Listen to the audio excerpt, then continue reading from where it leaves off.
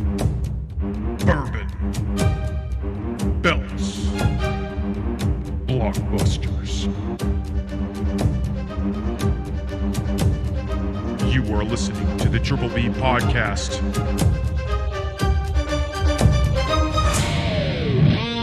Let's fucking go. Welcome back to another episode of the Triple B Podcast, Bourbon, Belts, and Blockbusters. This is our bonus episode for Money in the Bank. I'm Ryan. I'm Tom. And we are coming at you with our predictions before the actual Money in the Bank PLE. Hell yeah. So we got 4 matches on the night, and we're starting it off in no specific order, but we are starting it off for our sake with the women's Money in the Bank match. We got Julia, Roxanne Perez, Stephanie Vaquer, Alexa Bliss, Naomi, and Rhea Ripley. Timothy, who you got winning this one? We got the new blood versus the old blood, and they're not even that old, but we're just going to call it new versus old. I'm going with Rhea Ripley is winning this. I got this gut feeling that she needs to add to her accolades, and what better way than add a Money in the Bank winner to that? What do you got? Yeah. All right, fair enough. I'm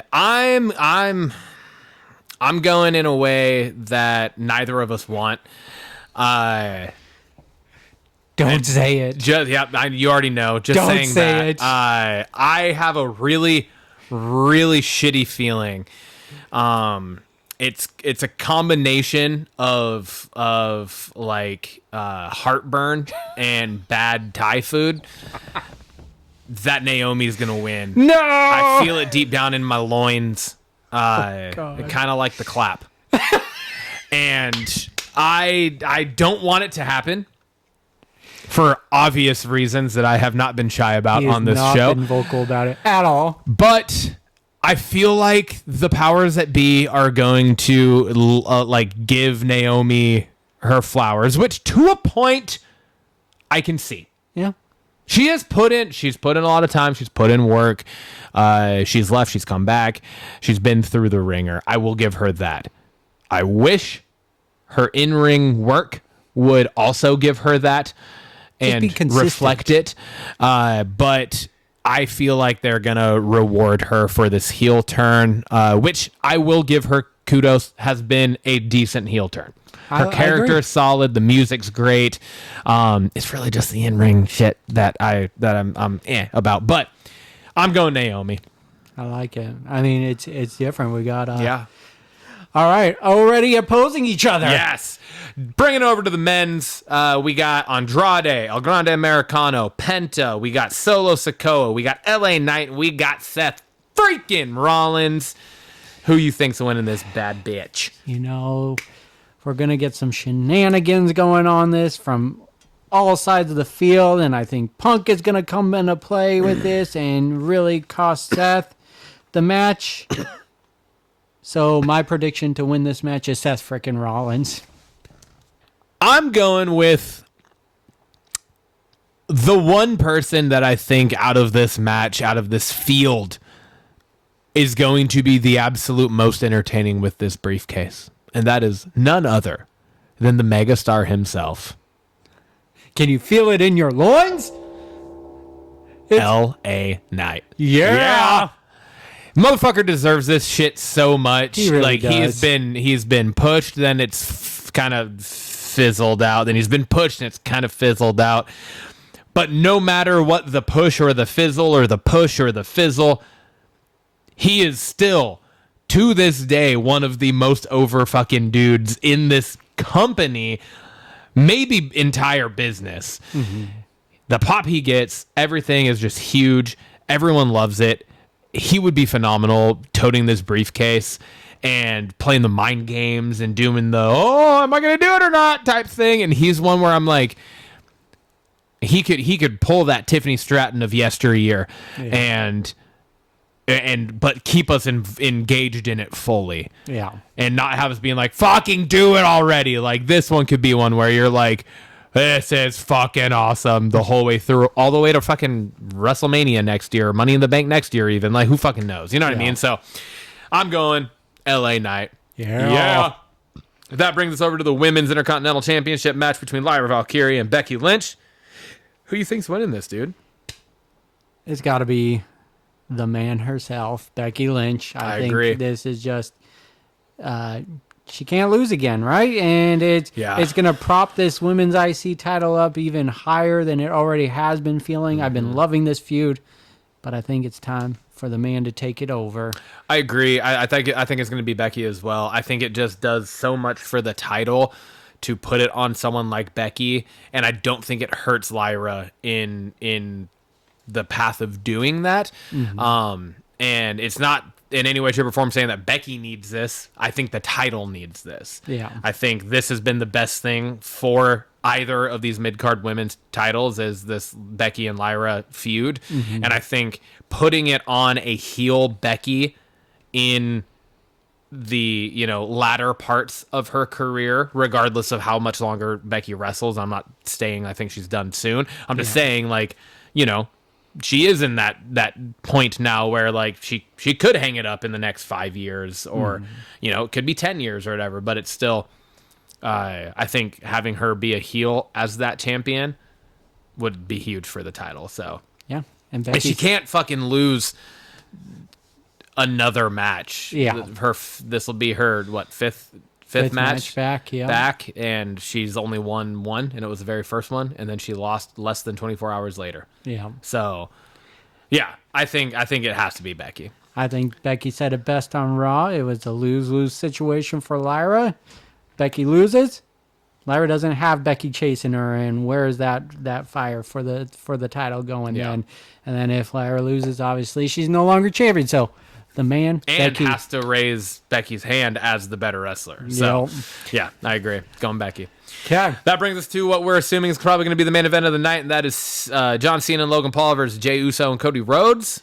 I think just following old school wrestling and just how it always plays out, I'm going to go with the heels had the upper hand going on the go-home show. Jey Cody is going to win this match. All right.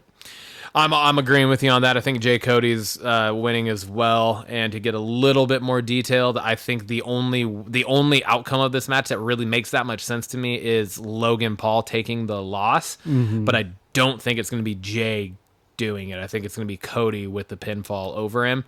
I just don't see John Cena being able to take the L here in this heel turn that he's got going on. That would, I feel like, completely put a fire out.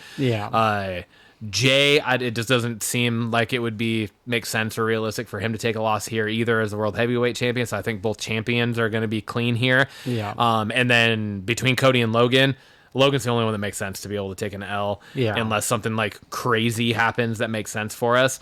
But I think Cody taking a loss in the first match back since WrestleMania would be so bad for business that I don't think Triple H is crazy enough to do that. So I think it's going to be Logan Paul taking the L here. I agree. All right, man. Well, we'll see. That wraps up our predictions for Money in the Bank, and we will return post-show to wrap it up. Hell yeah.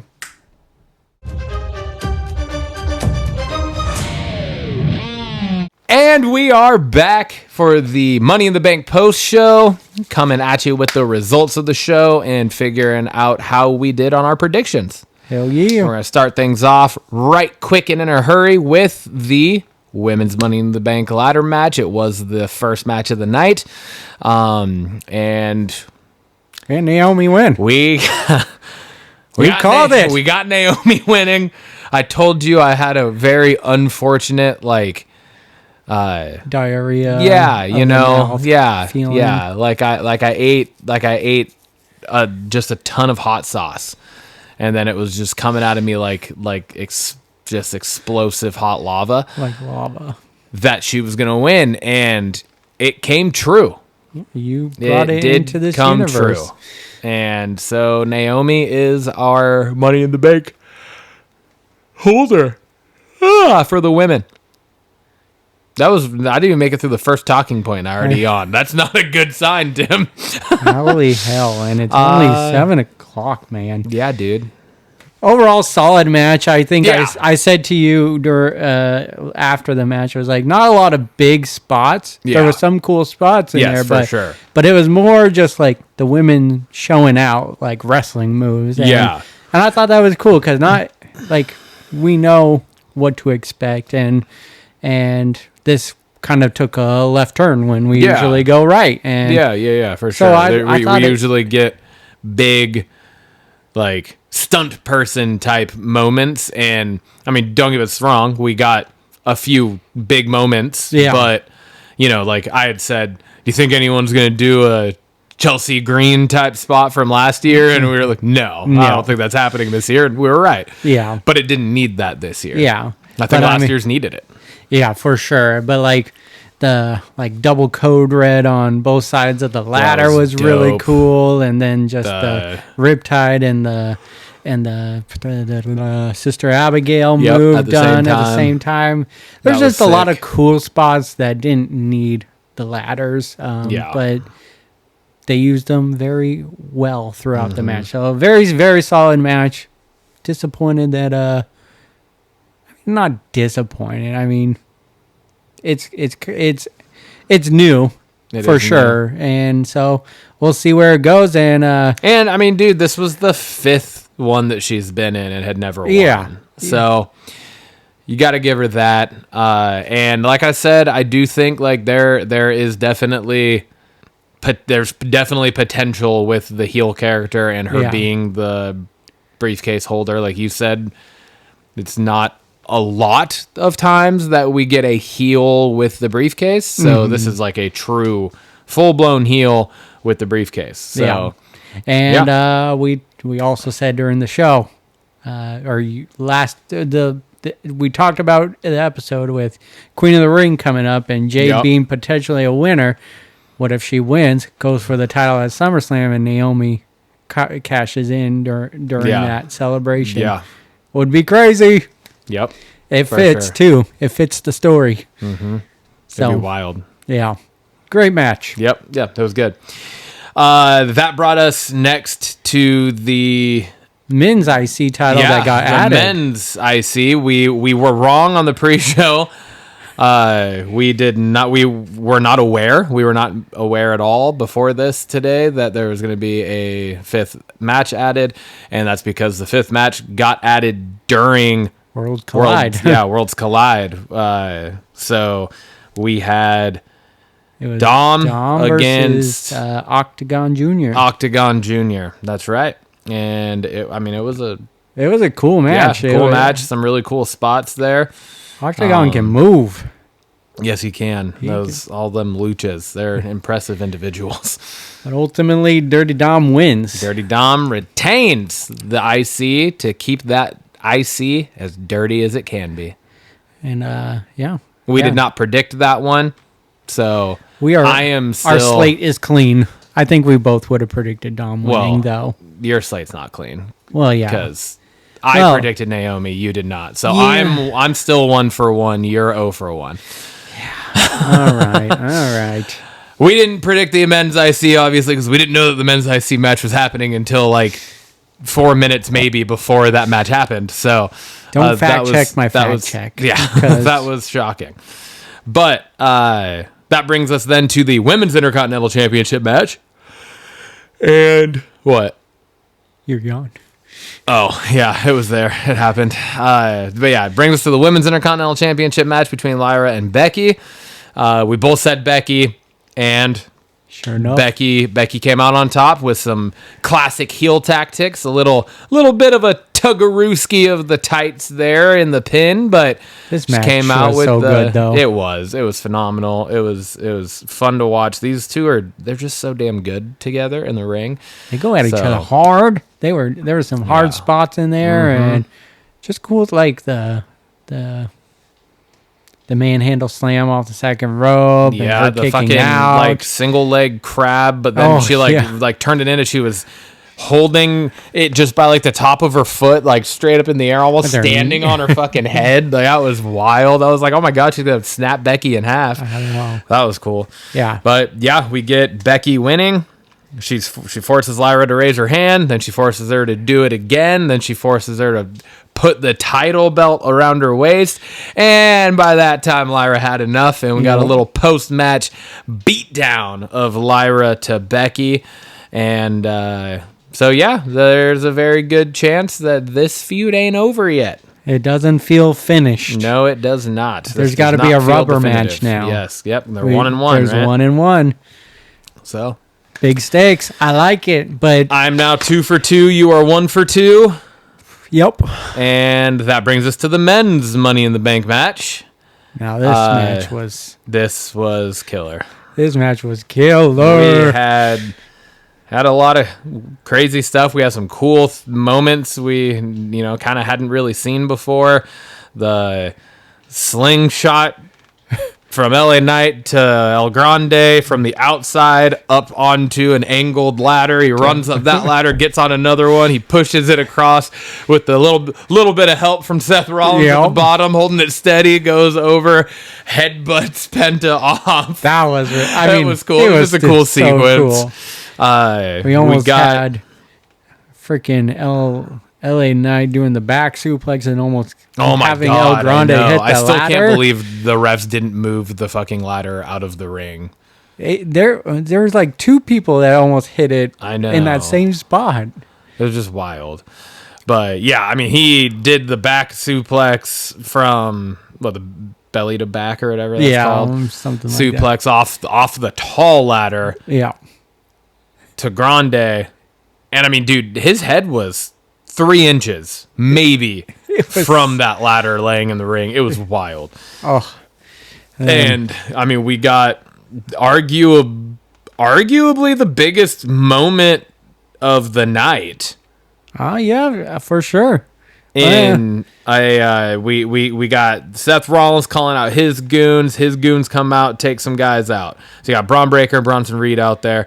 And then they're about to attack Solo. And here comes Jacob Fatu's music. You got Jacob Fatu, you got JC coming out. Yep. They come out, they start going back and forth at each other. They kind of clean house. Jacob Fatu helps Solo in the ring, helps him up the ladder. And we finally got it. We got the Jacob Fatu full face turn on Solo. Brutally, too. Yes. I mean, he hit super kick, hits him with the most gorgeous moonsault you ever seen in your whole life. Then he hits him with a spinning solo off the ring apron through a ladder to the outside of the ring. It was awesome. It was so cool. It was dope. So we got Jacob Fatu full blown on his own now. I said it during the show. I called him a werewolf unleashed. Yup. It's happening. Stoked. His solo run starts now, Yes. and I'm pumped for it. And he's starting a solo run as the U.S. champion. Yes, So that's cool. it's so cool. We had Andrade get his nuts chopped off by the ladder. God, dude, I still can't believe that. And then he came back in. He was the next person then to get back into the ring and try and go for a move. And I was like, how was he up and moving?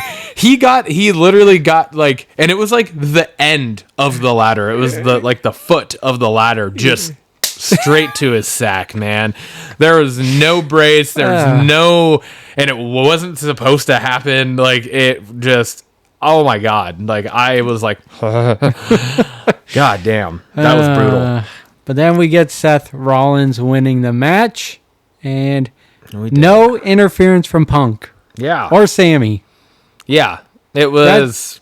It's very weird for this storyline. Yes, it is. There's gonna need to be some form of explanation on Raw. Yeah. Because it really doesn't make any sense for what we've been going on for the last few weeks now. Yeah. Right? It makes no sense that they just they literally kept both of those two guys out of this match, and then they do nothing to try to prevent Seth Rollins from winning the match. Yeah. Makes no sense. So we talked about the Raw and how Sammy was selling that match as big stakes to get Punk in the match, and then just leave it. Yeah. That's where it ends.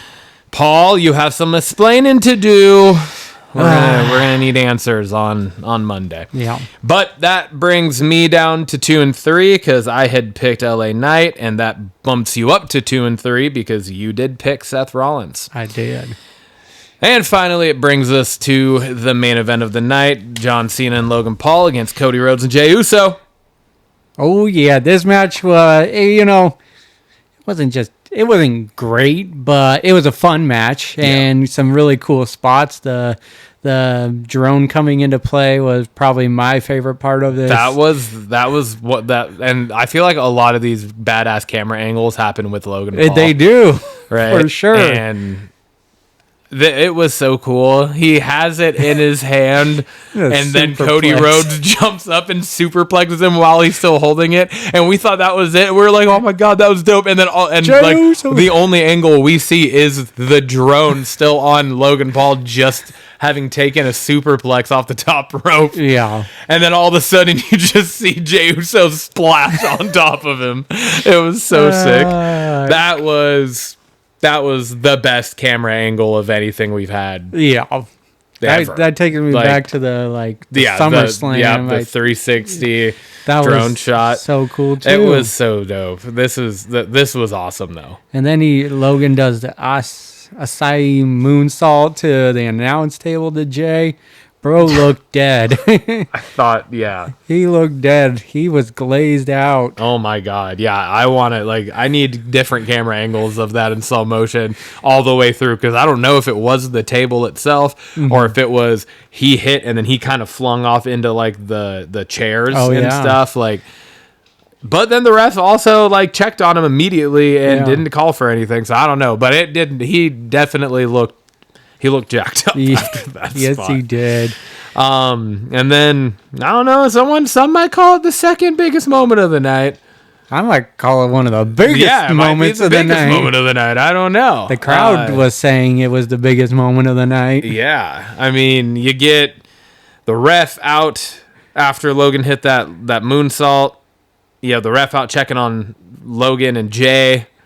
And then you got Cena use the title again to take out Cody. Mm-hmm. And then all of a sudden, this mysterious figure dressed in all black slides into the ring and attacks John Cena. And then picks up the championship. And before hitting Cena with the championship, reveals himself as none other than R-Truth. We want the truth! And that was fucking awesome. I said it as soon as he slid into the ring. I was like, that's R-Truth. It's R-Truth. And it sure as shit was R-Truth. And that was fucking sick. He then hits Cena with the title, leads to Cody Rhodes hitting the crossroads for the 1-2-3 pin. So shocking that Cena took the L here. For real. That was one of the things we were talking about on the pre-show was... But something big had to happen. And exactly. Truth was that big something thing. Something big had to have happened for it. Really, we thought for any of the other three but Logan to take the pin there. And we were primarily talking about Cody taking it, but I mean, it just kind of makes sense for the others as well. And R-Truth came out, which was shocking and totally unexpected, and led to Cody and Jay winning, which we both called. So we end the show 3-4, both tied. 3-4. Tied with two separate against each other calls that both went our way. It's been a while since we've done a good old tie. Yeah, I haven't had a tie for a while. Mainly you winning over there and me just taking But it's L's. but regardless of who wins, it's usually wins by a lot. It's like 4 out of 5 and none or 1. Exactly. Oh, yeah. So 3 out of 4. That brings us to our 3 bells for the night. Tim, where are you going? I'm giving it a 2.98, and the only thing I'm taking away is just no CM Punk, Sammy, and the Money in the Bank match. I just thought it needed to be there. It feels like it should have been part of that storyline. Yeah, you had his goons come out, you had Solo's goons come out.